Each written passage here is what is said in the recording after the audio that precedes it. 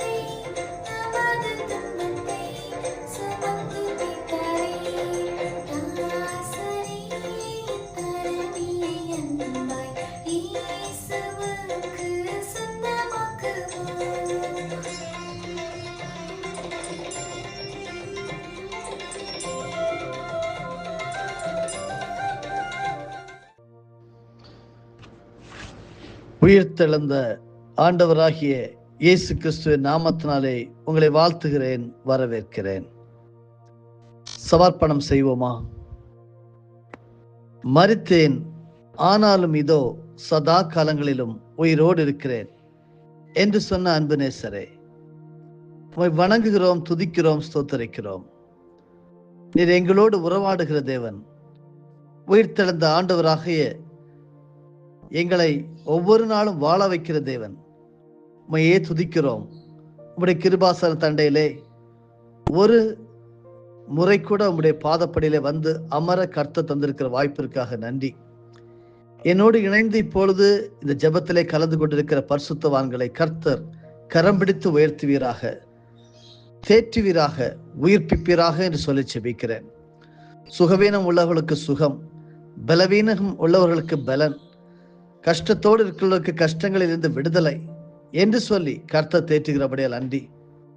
உலகத்தின் முடிவு பரியந்தம் சகல நாட்களிலும் நான் உங்களுடனே கூட இருக்கிறேன் என்று சொன்ன ஆண்டவரே உம்மை துதிக்கிறோம், ஸ்தோத்தரிக்கிறோம். இந்த நாளிலே சத்தியத்தை கேட்க வந்திருக்கிறோம். நீர் இன்றைக்கு எங்களுக்கு போதித்து தர சத்தியத்தை நாங்கள் கேட்டு மகிழ்ச்சி உற சந்தோஷமடைய சமாதானத்துக்குள்ளாகவே தொடர்ந்து பிரயாணம் செய்ய உதவி செய்யும். இயேசு கிறிஸ்துவின் மூலமே செபிக்கிறேன் பிதாவே, ஆமென். காட்வின் ஜான் மினிஸ்ட்ரீஸ் தொகுத்து வழங்கும் தினம் ஒரு சத்திய வார்த்தை.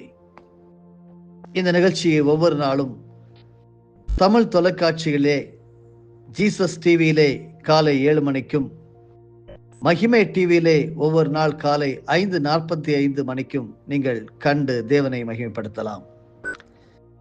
இந்த நாளுக்குரிய தியானத்தின் தலைப்பு நம்பிக்கையின் கொண்டாட்டம், கிறிஸ்துவின் உயிர்த்தெழுதல். லூக்கா எழுதின சுவிசேஷம் 24வது அதிகாரம் வசனம் 6 சொல்லுகிறது, அவர் இங்கே இல்லை, அவர் உயிர்த்தெழுந்தார். He is not here, he is risen. படிக்க கேளுங்கள். லூக்கா 24 வசனங்கள் 1 முதல் 12 முடிய. வாரத்தின் முதல் நாள் அதிகாலையிலே தாங்கள் ஆயத்தம் பண்ணின கந்த வர்க்கங்களை அவர்கள் எடுத்துக்கொண்டு வேறு சில ஸ்திரீகளோடு கூட கல்லறை நடத்தி வந்தார்கள். கல்லறையை அடைத்திருந்த கல் புரட்டி தள்ளப்பட்டிருக்கிறதை கண்டு உள்ளே பிரவேசித்து கர்த்தராகிய இயேசுவின் சரீரத்தை காணாமல் அதை குறித்து மிகுந்த கலக்கம் அடைந்திருக்கையில் பிரகாசமுள்ள வஸ்திரம் தரித்த 2 பேர் அவர்கள் அருகே நின்றார்கள். அந்த ஸ்திரீகள் பயப்பட்டு தலை கவிழ்ந்து தரையை நோக்கி நிற்கையில் அந்த 2 பேரும் அவர்களை நோக்கி, உயிரோடு இருக்கிறவரை நீங்கள் மரித்தவரிடத்தில் தேடுகிறது என்ன? அவர் இங்கே இல்லை, அவர் உயிர்த்தெழுந்தார். மனுஷகுமாரன் பாவிகளான மனுஷர்களிடத்தில் ஒப்புக் கொடுக்கப்படவும் சிலுவையில் அறையப்படவும் 3ஆம் நாளில் எழுந்திருக்கவும் வேண்டும் என்பதாக அவர் கலிலேயாவில் இருந்த காலத்தில் உங்களுக்கு சொன்னதை நினைவு கூறுங்கள் என்றார்கள். அப்பொழுது அவர்கள் அவருடைய வார்த்தைகளை நினைவு கூர்ந்து கல்லறையை விட்டு திரும்பி போய் இந்த சங்கதிகள் எல்லாவற்றையும் 11 மற்றெல்லாருக்கும் அறிவித்தார்கள். இவைகளை அப்போஸ்தலருக்கு சொன்னவர்கள் மகதலேனா மரியாளும், யோவன்னாளும், யாக்கோபின் தாயாகிய மரியாளும், இவர்களுடனே கூட இருந்த மற்ற ஸ்திரீகளுமே. இவர்களுடைய வார்த்தைகள் அவர்களுக்கு வீண் பேச்சாக தோன்றினதினால் அவர்கள் இவர்களை நம்பவில்லை. பேதுருவோ எழுந்திருந்து கல்லறையின் இடத்திற்கு ஓடி அதற்குள்ளே குனிந்து பார்க்கையில் சீலைகளை தனிப்பட வைத்திருக்க கண்டு சம்பவித்ததை குறித்து தன்னில் ஆச்சரியப்பட்டு கொண்டு போனான். நம்பிக்கையின் கொண்டாட்டம், கிறிஸ்துவின் உயிர்த்தெழுதல். அன்பானவர்களே, கல்லறை இடத்திற்கு சென்று திரும்பி வந்தவர்கள் சொன்ன வார்த்தை, அவர் இங்கே இல்லை, அவர் உயிர்த்தெழுந்தார்.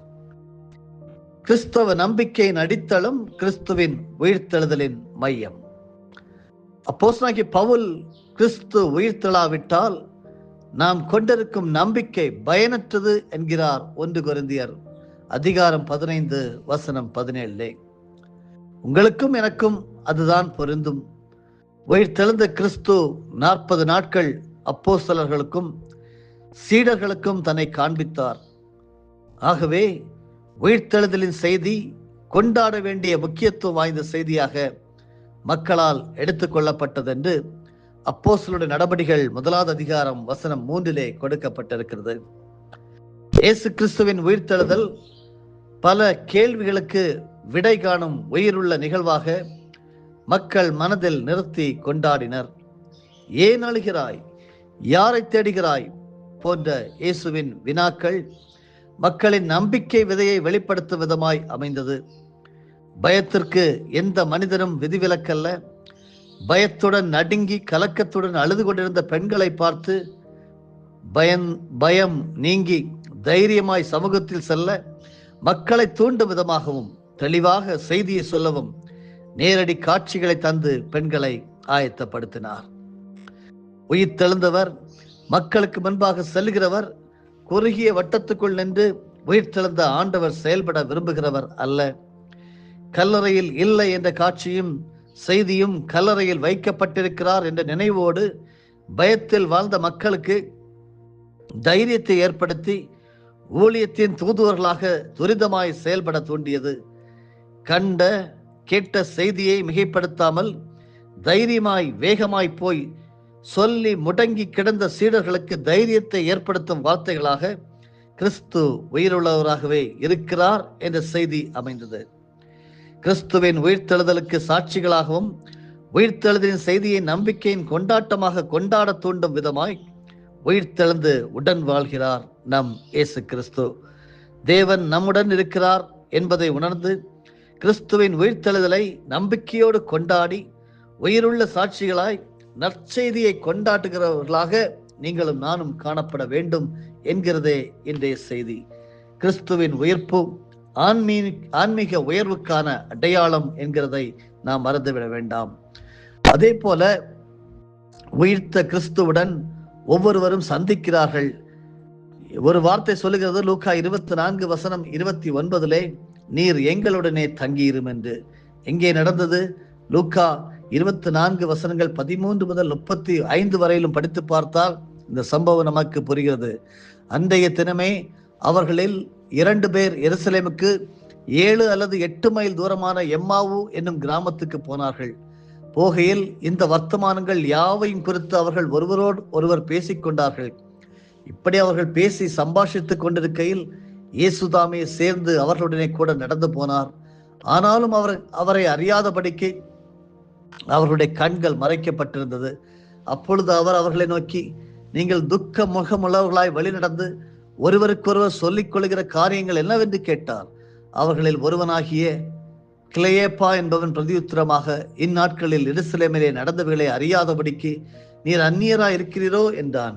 அவர், எவைகள் என்றார். அதற்கு அவர்கள், நசரேயனாகிய இயேசுவை குறித்தவைகளே. அவர் தேவனுக்கு முன்பாகவும் ஜனங்கள் எல்லாருக்கும் முன்பாகவும் செய்கையிலும் வாக்கிலும் வல்லமையுள்ள தீர்க்கதரிசியாய் இருந்தார்.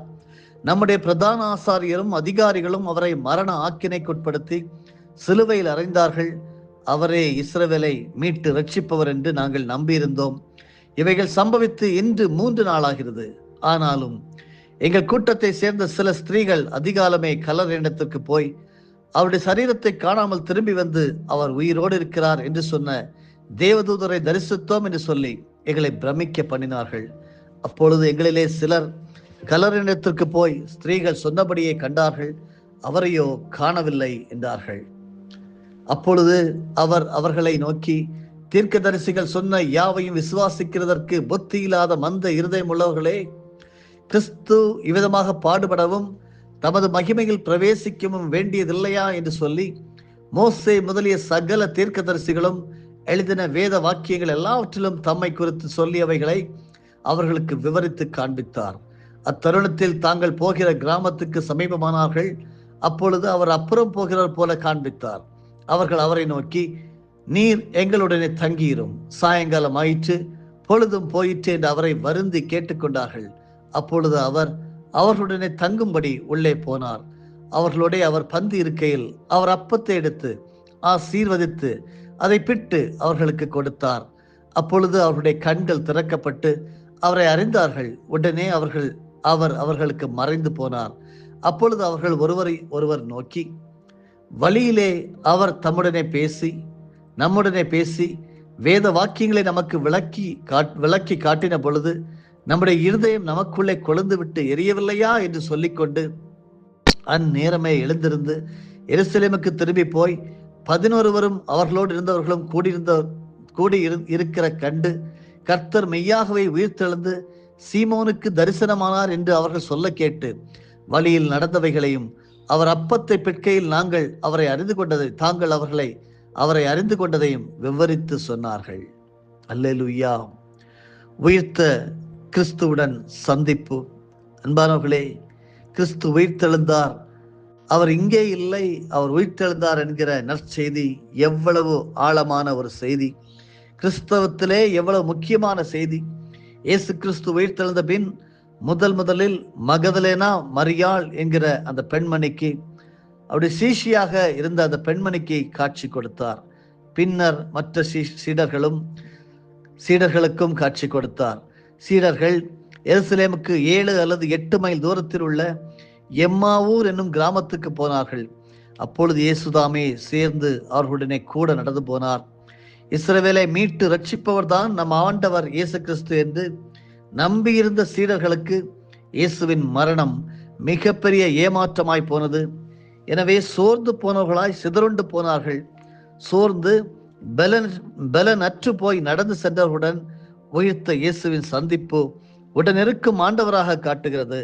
ஆனால் சீடர்களுக்கோ உடனிருக்கும் ஆண்டவரை அறிய முடியாதபடிக்கு அவருடைய கண்கள் மறைக்கப்பட்டிருந்தது. ஆனால் ஆண்டவரோ அறியாமல் இருக்கும் சீடர்களின் கண்கள் திறக்கும்படிக்கு அவர்களோடு பேசினார், உரையாடினார். நீங்கள் துக்க முகமுள்ளவர்களாய் வழி நடந்து ஒருவருக்கொருவர் சொல்லிக் கொள்கிற காரியம் என்னவென்று கேட்டார். லூக்கா 24:17 படிக்க கேட்டோம். சீடர்களும் இயேசுநாதரை பற்றி தாங்கள் புரிந்து வைத்திருந்தவற்றை கூறினார்கள். அவருடைய பதிலில் இருந்த அறியாமையை இயேசுநாதர் சுட்டிக்காட்டி, இயேசுநாதர் பாடுபடவும் தமது மகிமையில் பிரவேசிக்கவும் வேண்டியதில்லையா என்று கூறி தம்மை பற்றியவற்றை விவரித்து காண்பித்தார். ஒரு வார்த்தையை சொல்லுகிறார். லூக்கா 24:25. அப்பொழுது அவர் அவர்களை நோக்கி, தீர்க்கதரிசிகள் சொன்ன யாவையும் விசுவாசிக்கிறதற்கு புத்தி இல்லாத மந்த இருதயம் உள்ளவர்களே என்று சொல்லி அந்த சீஷர்களை பார்த்து கூறுகிறார். ஆங்கிலத்திலே ஃபூல்ஸ் என்று எழுதப்பட்டிருக்கிறது. அநேகர் தீர்க்கதரிசிகள் சொன்ன வார்த்தையை, இயேசு கிறிஸ்து உயிர்த்தெழுவார் என்கிற சொன்ன வார்த்தையை நம்பவில்லை. மந்த புத்தி இல்லாத மந்த இருதயம் உள்ளவர்களே என்று அழைக்கிறார்.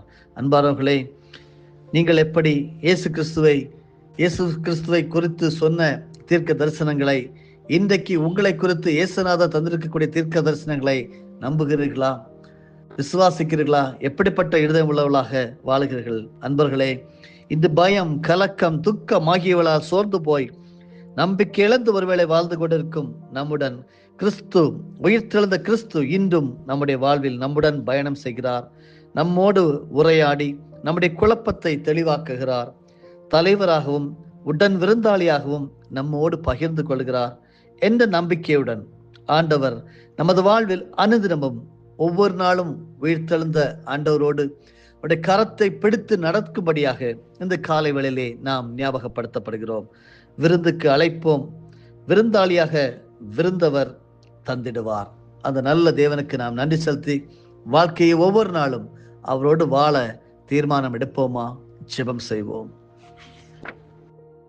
நீர் மரித்தோரிலிருந்து எழுந்து நித்திரை அடைந்தவர்களின் முதற் பலனானீர். நல்ல ஆண்டவரே, இயேசு கிறிஸ்துவை வணங்குகிறோம், ஸ்தோத்தரிக்கிறோம். நீர் எங்களுடனே தங்கியிரும் என்று கேட்ட பொழுது, வருந்தி கேட்டுக்கொண்ட பொழுது நீர் அவர்களோடு தங்கியிருந்தீர். இன்றைக்கும் ஆண்டவரே, நீர் எங்களோட இருக்கிறீர், அதற்காக ஸ்தோத்திரம். ஒவ்வொரு நாளும் எங்களோட உறவாடி எங்களோடு இருக்கக்கூடிய குழப்பங்களை எல்லாம் தெளிவாக்குகிற தேவனாக இருக்கிறீர். எங்களுக்கு தலைவராகவும் ஆலோசகராகவும் உடன் விருந்தாளியாகவும் எங்களுடைய வாழ்க்கையிலே, தனிப்பட்ட வாழ்க்கையிலே, குடும்பத்திலே, திருச்சபையிலே எங்களுக்கு முதன்மையானவராக இருந்து எங்களை தேற்றி வருகிறீர். கோடான கோடி ஸ்தோத்திரம். உயிர்த்தெழுந்த ஆண்டவருக்கு நாங்கள் நன்றி செலுத்துகிறோம். என்னோடு இப்பொழுது நன்றி செலுத்திக் கொண்டிருக்கிற பரிசுத்தவான்கள் எல்லாருடைய வாழ்க்கையிலும் நிறைவாக இருக்கிறீர். சமாதான குலச்சலுக்கே இடமில்லாமல் சந்தோஷமும் மகிழ்ச்சியையும் தரித்து கொண்டிருக்க ஆசீர்வாதத்தின் வாழ்க்கையை தொடர்ந்து நாங்கள் வாழ கர்த்தரோ எங்களோடு இருக்கிறது என்கிற நம்பிக்கையோடு உம்மோட சேர்ந்து பயணம் செய்ய எங்கள் ஒவ்வொருவருக்கும் அருள் புரியும். இயேசு கிறிஸ்துவின் மூலமே ஜெபிக்கிறோம் பிதாவே, ஆமேன். என் ஆத்துமாவே கர்த்தரை ஸ்தோத்தரி, என் முழு உள்ளமே அவருடைய பரிசுத்த நாமத்தை ஸ்தோத்தரி. என் ஆத்துமாவே கர்த்தரை ஸ்தோத்தரி, கர்த்தர் செய்த சகல உபகாரங்களையும் மறவாதே. ஆமேன்.